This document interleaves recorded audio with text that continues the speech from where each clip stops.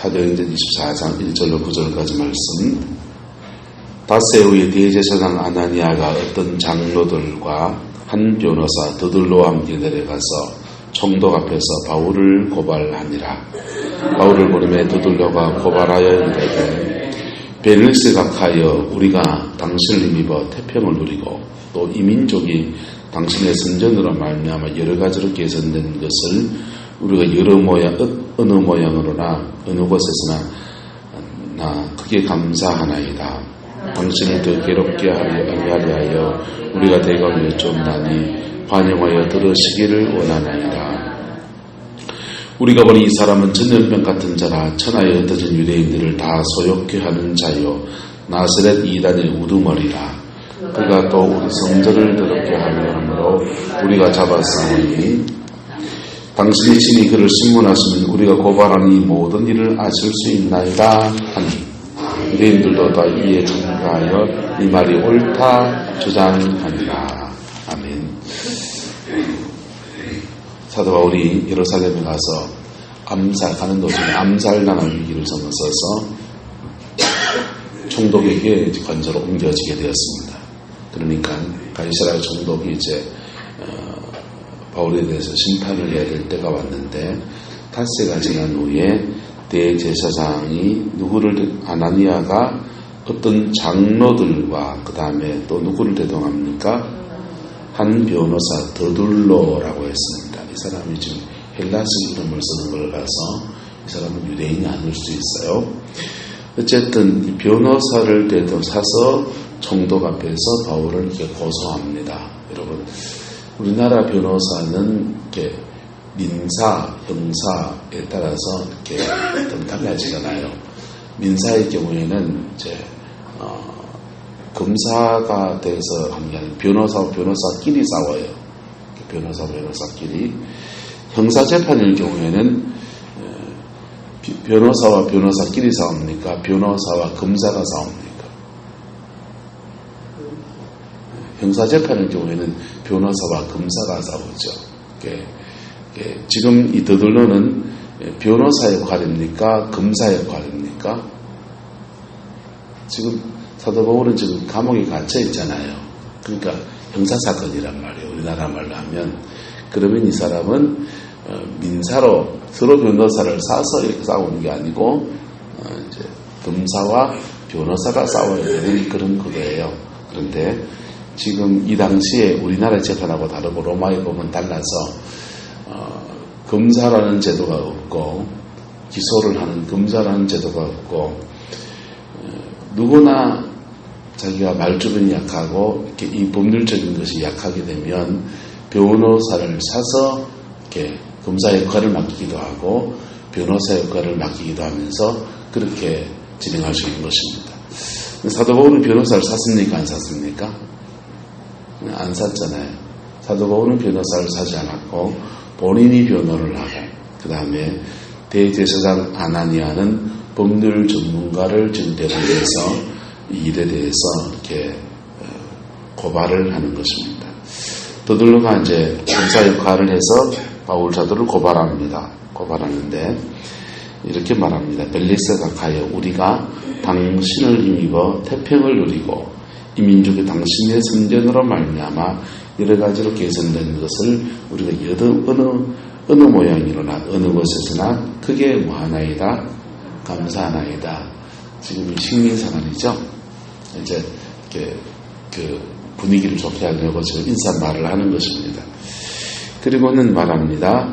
대강 여쭙는다는 겁니다. 5절에 우리가 보니 이 사람은 뭐 같은 사람이라 전염병 같은 사람이다. 천하에 흩어진 유대인들을 다 뭐하게 하여 소욕케 하는 자다 그랬어요. 또 나사렛 이단의 우두머리다 이렇게 얘기했습니다. 자, 이 사람 사도 바울이 제대로 얘기한 건 맞습니까? 안 맞습니까? 자기 입장에서 보면 제대로 얘기한 건 맞아요. 그리고 복음이 들어가면 분쟁이 안 생길 것 같지만 복음 들어가면 분쟁 생깁니다. 복음이 들어가면 예수님 말씀에 며느리와 시어머니가 다투고 집안에서 다툼이 일어난다는 것. 왜 다툼이 일어나느냐? 진리와 비진리의 다툼이 일어나고요. 빛과 어두움의 다툼이 일어나는 겁니다. 할렐루야. 그래서 제대로 복음이 들어가는 여정 안에서는 다툼도 일어나고 갈등도 일어나는 거예요. 자, 유대교는 오랫동안 말라기 이후로 선지자가 없었습니다. 선지자가 없으니 그 다음에 선지자가 없으니 그들 나름대로 구약 성경을 해석해 가면서 하나님을 섬겼습니다. 근데 구약 성경을 해석해 가면서 하나님을 섬기다 보니까 그들이 이 해석이 비틀어지고 자의적이 되어버린 부분이 꽤 많이 있었습니다. 율법을 지키는 것에 관해서도 문제가 좀 있었고요. 그 다음에 말라기 이후로 메시아를 기다리게 되는데 메시아를 기다리는 신앙사관이 비틀어지게 됩니다. 두 가지 문제가, 교리적인 문제가 있고 실천적인 문제가 유대교 안에서 발생했습니다. 교리적인 문제는 메시아를 기다리는 데 관해서 메시아가 누구냐, 메시아가 어떤 분이냐, 메시아가 무엇을 하시는가, 이런 데 대해서 그들은 구약 성경을 자기의 눈으로 봤어요. 자의적인 해석을 했습니다. 그래서 예수가 메시아인가 이 벽을 첫 번째 넘어야 됐습니다. 갈릴리 나사렛에서 무슨 선한 것이 나겠느냐. 구약 성경에 예수님이 어디 난다 했습니까? 유대 땅 베들레헴에 난다 그랬어요. 베들레헴에 났다가 더 자세히 살펴보면 그분이 이방의 갈릴리여 하면서 갈릴리에 대한 얘기가 나오거든요. 근데 유대 땅 베들레헴의 다윗의 그 집안, 다윗의 그러니까 집합의 지역지예요. 유대 땅 베들레헴에 다윗의 가문은 나고 유대 땅 베들레헴에서 난다라는 말씀은 있는데 갈릴리에서 자라날 것이다라고 하는 이방의 갈릴리가 복된 땅이 될 것이라고 하는 그 말씀은 가리워져요. 못 본 거예요. 그래서 예수가 메시아인가 이 벽을 첫 번째 갈릴리 출신이 무슨 메시아가 되겠느냐 이래 나오는 겁니다. 두 번째는 예수가 어떤 메시아인가 구약 성경에서는 이렇게 초림과 재림을 이렇게 보고 있어요. 손가락 두 개가 이렇게 멀리 이렇게 보면요 손끝이 겹쳐서 보이잖아요. 초림과 재림이 이렇게 놓고 보면은 딱 보이는데 이렇게 보면요 여러분 보시기에 손끝이 겹쳐 보이니까 어떻습니까? 같이 겹쳐 보이잖아요.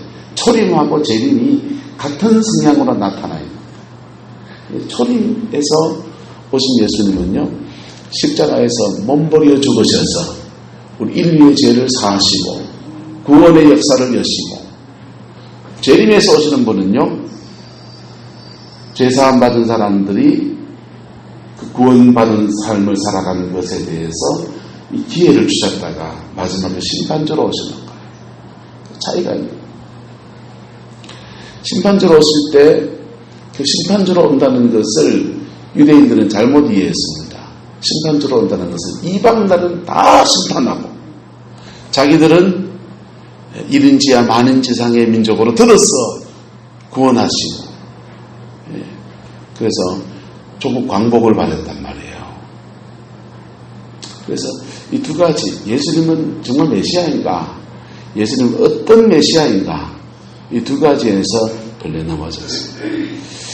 그 두 가지가 걸려 넘어지다가 주님이 십자가에 죽으시고 부활하시고 난 뒤에는 이 두 가지를 뛰어넘은 사람이 예루살렘에 10만 명의 도시 인구 가운데서 2만 명, 3만 명이 이 두 가지를 뛰어넘어서 예수가 메시아이다.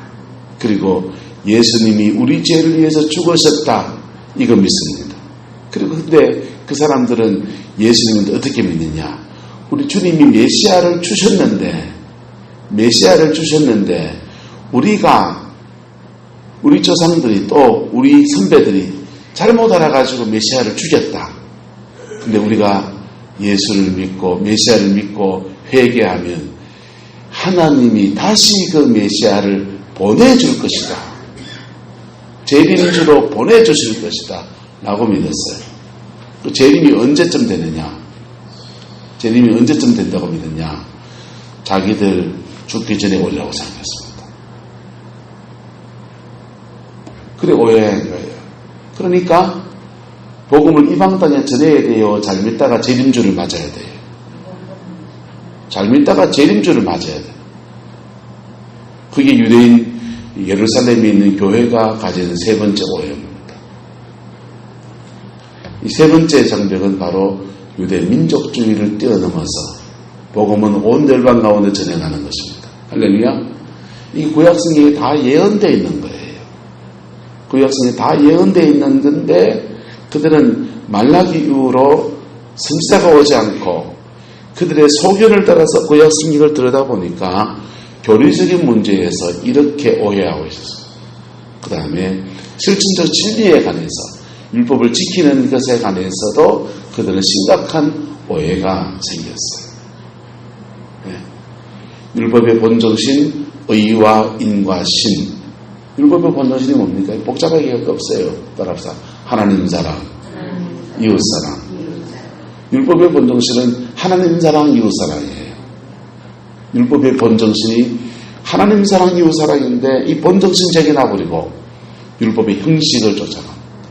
안식을 지켰냐 안 지켰냐, 안식을 몇 킬로, 안식일날 몇 킬로 걸었느냐 안 걸었느냐, 밥을 뭘로 먹었느냐, 오른손으로 먹었느냐 왼손으로 먹었느냐, 정결법을 지키느냐 안 지키느냐, 목사로 말하면 넥타이를 맸느냐 안 맸느냐, 넥타이를 요래 맸느냐 여차 맸느냐, 뭐가 중요합니까? 따라서 그게 뭐가 중요한디? 그럼 뭐 중요합니까? 덥다. 그거 소리하면 안 됩니까? 이게 뭐 중요합니까?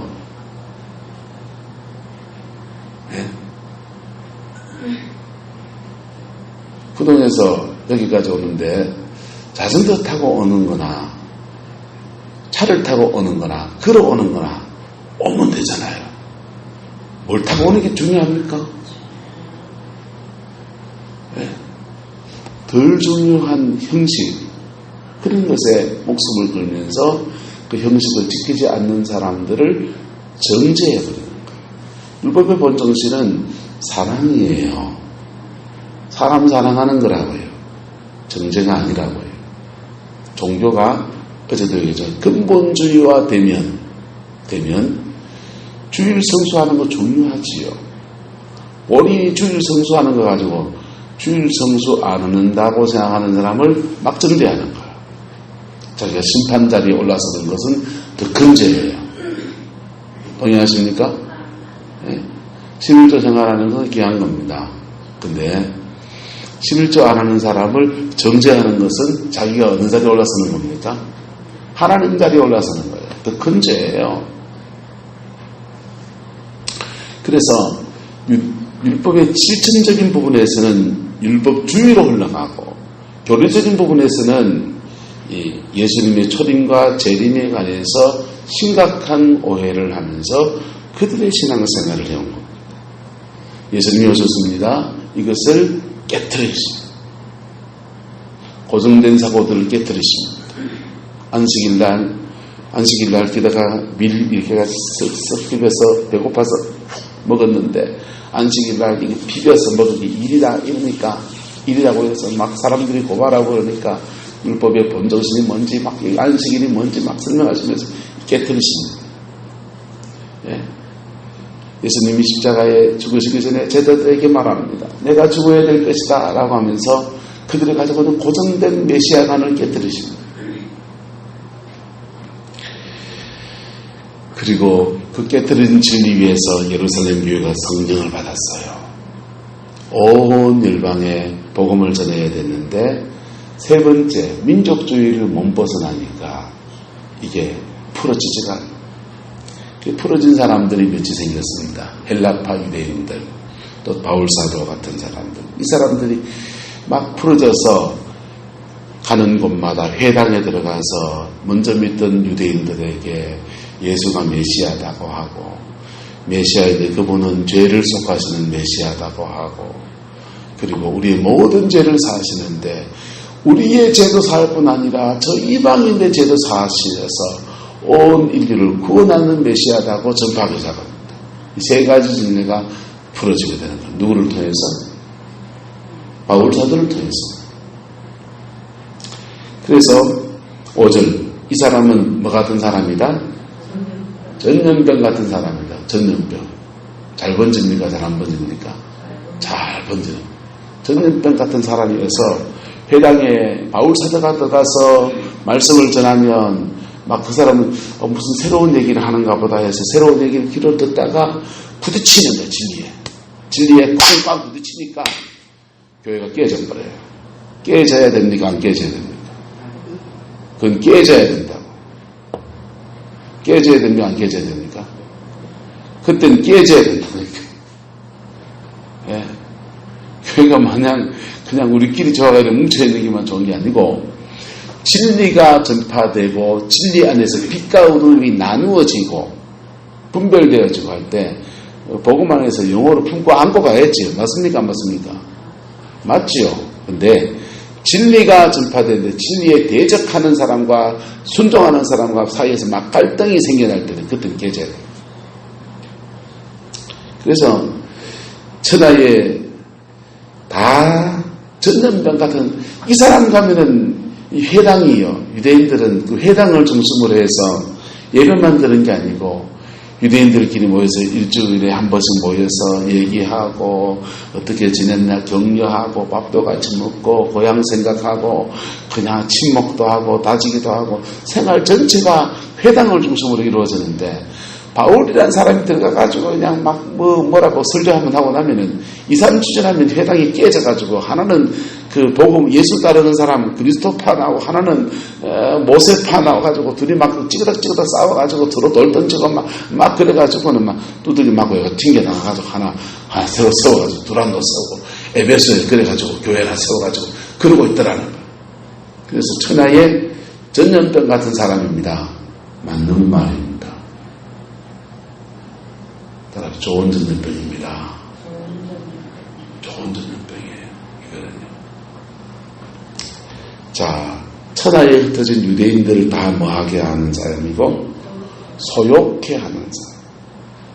그래서 이 사람이 일어나니까 조용히 있던 그냥 그 이방 땅에 끌려가서 그 사람의 트잡고서 에베소에 트잡고서 고린도에 트잡고서 살아가는 조용히 살아가는 유대인들이 민족으로 유대 민족으로 그냥 조용히 그냥 장사하면서 그렇게 살아가는 민족들이 바울 사도 때문에 저거들끼리 뭐 싸움박질이 일어나가지고 누구를 선동하기도 하고 막 그러면서 그냥 유대 민족이라는 것이 저거들 싸우는 애들이 돼. 자들 저 민족은 맨날 쌈박질한데 이런 소리 듣고 민족을 소욕해 하는 사람이다. 그리고 나사렛 이단의 뭐다? 우두머리다. 지금 더들로를 통해서 대제사장 아나니아와 그 다음에 아시아에서 온 유대인들이 바울을 보는 견해입니다. 그들의 눈에서는 그래 보입니까? 안 보입니까? 그래 보이죠. 그래 보이죠. 바울 입장에서는요, 부르심이고 사명인 겁니다. 할렐루야. 부르심이고 사명인 겁니다. 그냥 안전한 자기들의 공동체 안에서 자기들만의 마을을 이루고 형님 좋고 누이 좋고 그냥 밥 나눠 먹고 그냥 이래 뭐 찍어 먹고 살아가고 있는데 진리가 딱 들어가니까 진리에 반응해서 순종하는 사람과 순종하지 않는 사람이 빛과 어둠이 확 나눠져요. 그때 여러분은 무엇을 선택하시겠습니까? 진리를 선택하기를 축복합니다. 교회는 가끔씩 개혁을 해야 합니다. 우리 장로교회를 외국에 가서 이렇게 영어로 정식을 적으면 장로교회가 아니고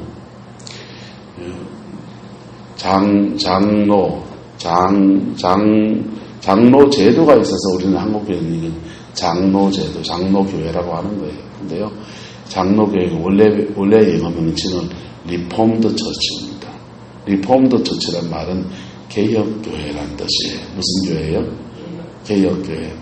근데 이게 한국에 들어오면서 아마 선교사님들이 이 한국 유교 문화에 어른을 존중하는 그런 좋은 문화잖아요. 그 문화에 기독교가 그런 제도입니다라고 소개하려고 장로교라고 했는 것 같아요. 장로란 말은 연장자라는 뜻이에요. 그래서 장로 제도가 있으니까 장로교 이렇게 한 것 같아요. 근데요, 원래는 리폼드 처치예요. 무슨 처치? 리폼드 처치. 한국말로 뭐라고요? 개혁교회입니다. 개혁교회란 말은 가끔씩 개혁해야 된다는 거예요. 늘 개혁하면요, 개혁은 참 피곤해요. 여러분 김영삼 대통령 재임술 기억납니까?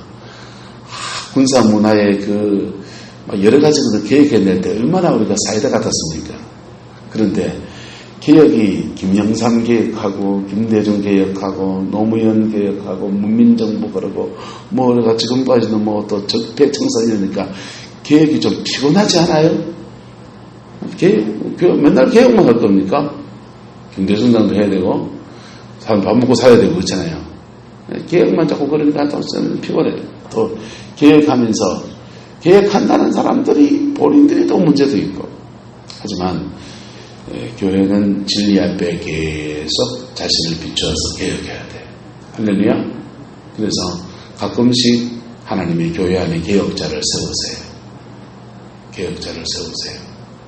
타성에 젖어지고 또 인간의 습관에 젖어지고 성경은 덮어놓고 믿는 거지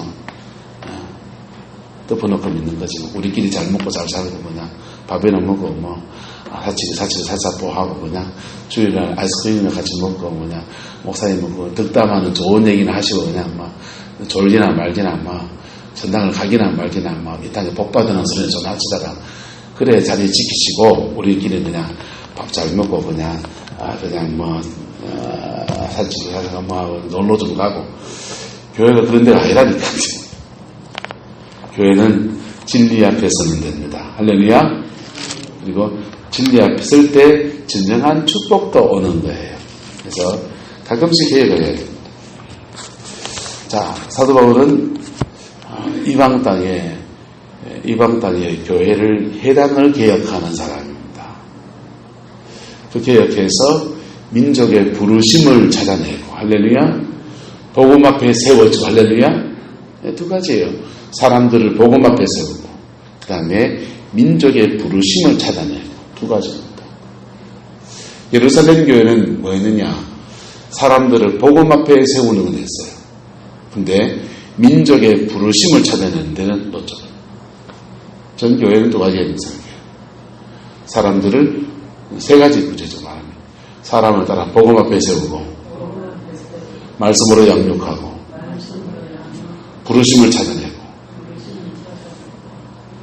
세 가지입니다. 교회에 1000명이 모였습니다. 힘있겠죠. 헌금도 많이 나오고 구릉포에 한 1000명 교회 들었으면 업장님 바뀌었다면서요. 바뀐 분 후동에 가서 이장님은 인사 안 하고 주일날 성방교회 와서 아이고 이제 새로운 이장님 인사할 겁니다. 선거 때문에 안 오고 가끔씩 오셔가지고 한 달에 한 번은 꼭 교회 주소가 저도 한때는 초등학교 때 교회 다녔습니다. 이러면서 인사를 할 거예요. 근데요, 교회에 그런 힘생이 있다고 중요한 게 아니에요. 교회는 복음을 가지고 있어야 합니다. 할렐루야. 우리 다 예수 믿는데요. 진짜 믿습니까? 진짜 피 묻은 십자가 앞에서 자신의 죄를 직고하고 그리고 그 회개하면서 성령을 받아서 영혼 안에 사죄의 평강을 누리고 여러분 사죄의 평강을 누리면요. 누가 욕해도요.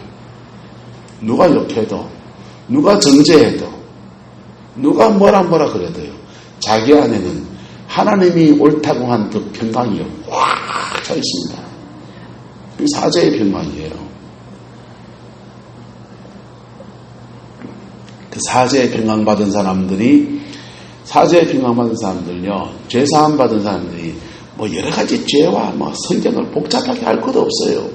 따라합시다. 내가 잘 짓는 죄 안 지으면 됩니다. 사람이 온갖 죄를 백화점처럼 다 짓는 사람은요, 조선 천지에 교도소에 가도 없다니까요. 종합범죄센터는 없다고요. 예. 병원은 종합병원 있지만 교도소에 가보세요. 교도소에 가면 자기 주 전공대로 죄를 지어요. 강도는 강도, 자범은 자범, 사기는 사기. 예. 성추행 보면 옛날 성추행 그걸로 걸리는 거예요. 자기가 지은 죄를 복음을 받은 사람은요, 복음 안에서 성령 받아가지고 자기 지은 죄를 부딪히는 거예요.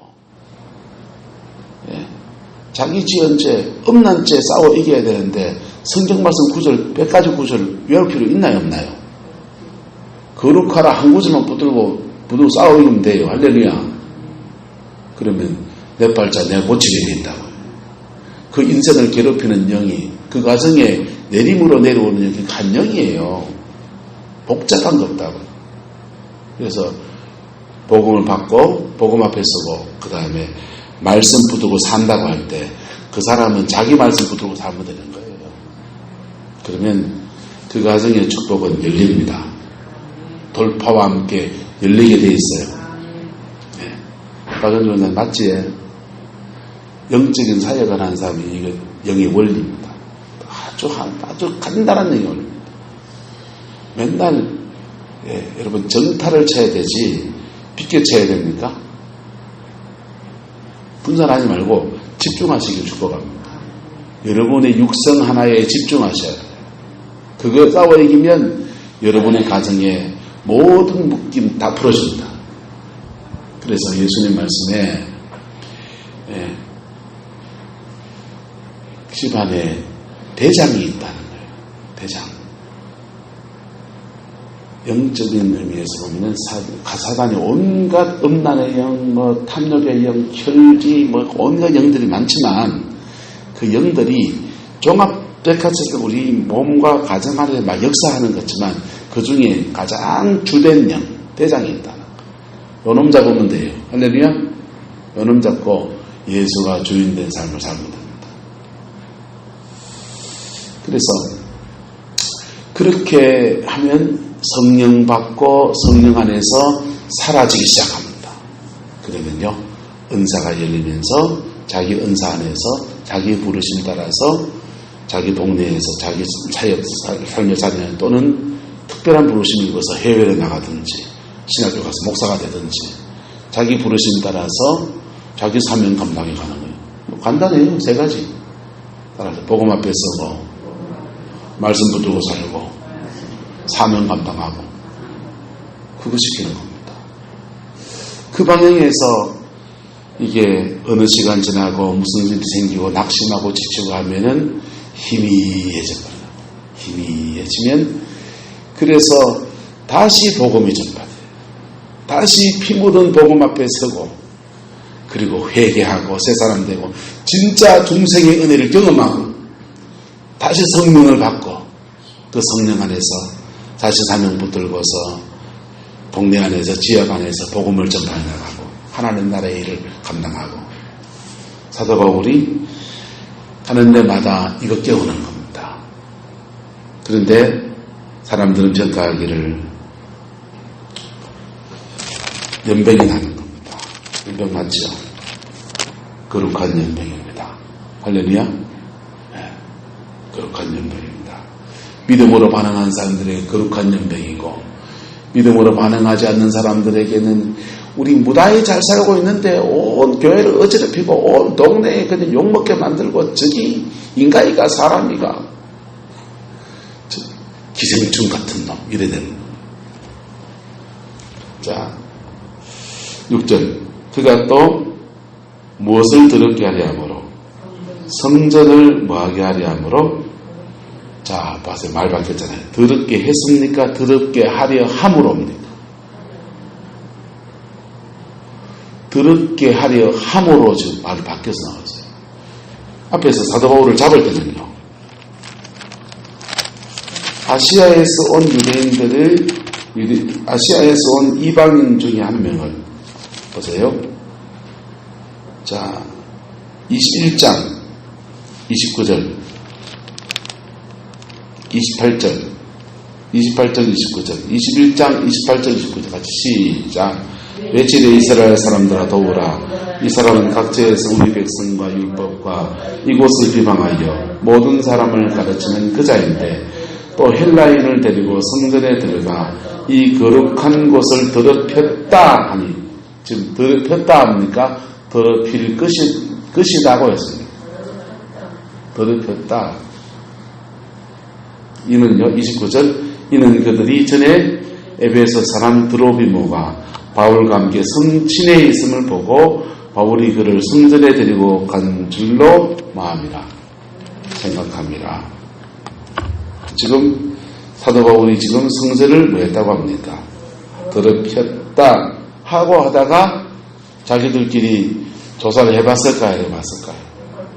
조사를 해보고 앞뒤를 맞춰보고 정황을 살펴보고 그리고 이제 고발을 하려고 하니까 전후 관계를 밝혀서 하려고 보니까 이 더둘러가 말하기를 이렇게 말합니다. 이 사람은 그래도 양심적으로 지금 해가 오는 거예요. 뭐 그냥 없는 말도 지어내는 게 아니에요. 요즘은요 무섭잖아요. 없는 것도 지어내갖고 덮으셔야 그러지 않습니까? 근데요 그가 6절에 그가 또 성전을 뭐하게 하려 함으로 더럽게 하려 함으로 우리가 뭐했다? 그러면 더럽게 하려 했는 게 생각일까? 누구를 데리고 들어갈라 했을까? 뭐 이런 거. 여러분 죄형 법정주의 어긋나요? 안 어긋나요? 어긋나요? 예. 이건 죄형 법정주의 어긋나요? 법률용어를 말해 죄송합니다. 교양 과목 한 과목 들은 민법 총칙 하나 들은 실력으로 지금 자 8절 당신이 친히 그를 신문하시고 우리가 고발하는 모든 것을 아실 수 있나이다. 유대인들 이 말에 참가 이 말이 뭐하다 합니까? 옳다 하면서 여론전을 펼치고 있는 것입니다. 사도 바울은 일에 외로이 홀로 자신을 스스로 변호해야 되고 수많은 사람들이 막 여러 사람들 유력한 돈 있는 사람, 재력 있는 사람, 권력 있는 사람 다 동원해 와가지고 지금 고발을 했습니다. 이게 이들의 모습입니다. 여러분. 그렇지만 사도 바울은 일들 속에 뭘 갖고 있습니까? 따라합시다. 주의 음성을 이미 들었습니다. 주의 음성을 이미 들었습니다. 겁이 날까요? 안 날까요? 안 나죠. 주의 음성을 이미 들었는데요. 예. 찬송주에 그렇지 않습니까? 세상 풍조는 나날이 변하여도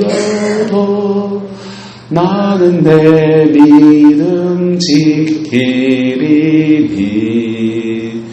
인생 살다가 죽음이 꿈 같으나 오직 내 꿈은 잠되리라. 나의 놀라운 꿈 정령남이 기는 장차 그 은혜 받을 표니 나의 놀라운 꿈 정령 이루어져 주님 얼굴을 배우리라. 사도 바울은 흔들리지 않는 믿음을 가지고 있는 주의 음성을 듣고서 세상 풍조가 바뀌는 중에 내 믿음 지키면 쭉 가는 것입니다. 하지만 문제는 이 재판장에 앉아있는 총독은 벨리스 총독은 주의 음성을 듣는 사람이 아닙니다. 믿음의 사람도 아닙니다. 이 사람은 시류에 흔들리는 사람 맞습니까? 맞습니까? 이 사람은 시류에 흔들리는 사람입니다. 그런데 그럼에도 불구하고 역사는 누가 주관해 가십니까? 그 믿음의 길 축복합니다. 그 믿음이 있을 때 우리 안에 많은 두려움을 뛰어넘습니다.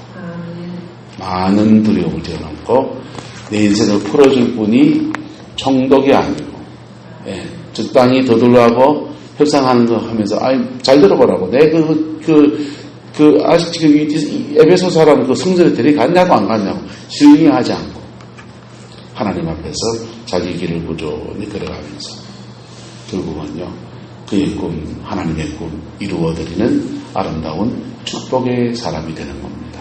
할렐루야. 그 은혜가 저와 여러분의 있기를 축복합니다. 기도하겠습니다. 박은주 원장님 감사드립니다. 죄인 중에 죄인의 기도를 들으시고 응답하신 주님 감사드립니다. 이제 주님의 귀한 그릇 되게 하옵소서. 기도하겠습니다. 사랑과 은혜가 많으신 아버지 하나님, 오늘 귀한 원장님께서 또 하나님의 응답의 예물을 올려드립니다. 아버지, 어떤 기도가 응답되었는지 잘 알지 못하지만 성령께서 깊이 역사해 주시고 깊은 성령을 부어주시고 아버지의 정결함과 거룩함과 온전함 가운데 하늘의 은사가 충만해지게 하옵소서. 메파파우스키다카이 예언의 은사가 열리게 하시고 레이단디스키다 디카이덴드스키다 나이 예언의 영이 부어지게 하시고 린디스키다 타이덴드스키다 나이 진의 은사가 더 깊어지게 하시고 레메타 파우더스야 카이데스키다 노이 어떤 일을 상처받지 않은 담대한 마음을 하나님 허락하여 주옵시고 무카라마디스키 비데스키다 나이 사람들의 심령을 복음 앞에 세우며 십자가로 승리하는 아버지 남은 사역들 될 수 있도록 하나님 주장하여 주시옵소서. 우리는 남은 인생에 아름다운 은혜의 열매가 가득하게 하옵소서.